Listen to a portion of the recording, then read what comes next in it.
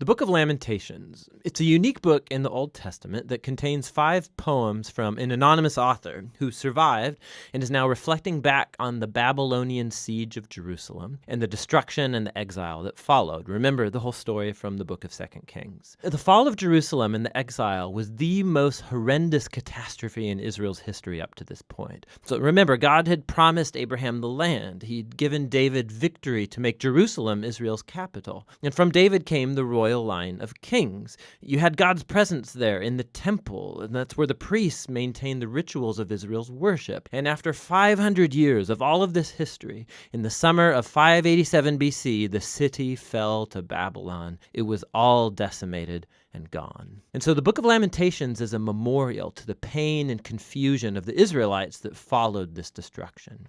Now, the lament poems found here are not unique in the Bible. There's lots of them in the book of Psalms. And these biblical poems of lament, they do a number of things. They're a form of protest. They're a way of drawing everybody's attention, including God's attention, to the horrible things that happen in this world that should not be tolerated. They're a way of processing emotion. So in these poems, God's people vent their anger and dismay at the ruin caused by people's sin and selfishness. And these poems are a place to voice confusion.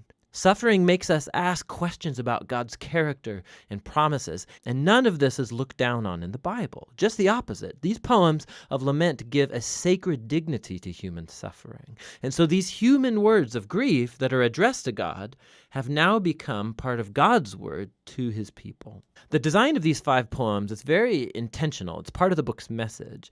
So chapters 1 through 4 are called acrostics, which means alphabet poems.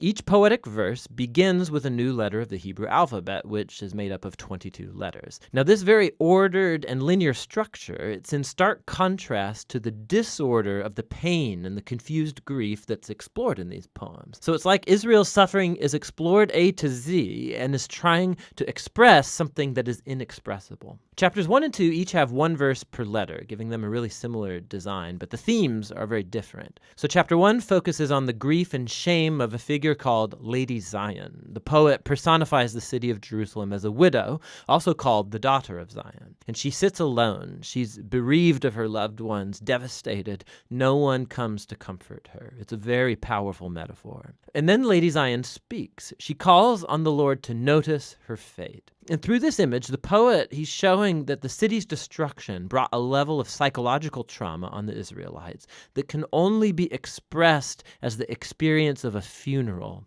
and the death of a loved one. Chapter 2 focuses on the fall of Jerusalem and how it was a consequence of Israel's sin and was brought about by God's wrath, which is a key word in this poem. Now, it's important to remember that in the Bible, God's wrath is not spontaneous, volatile anger.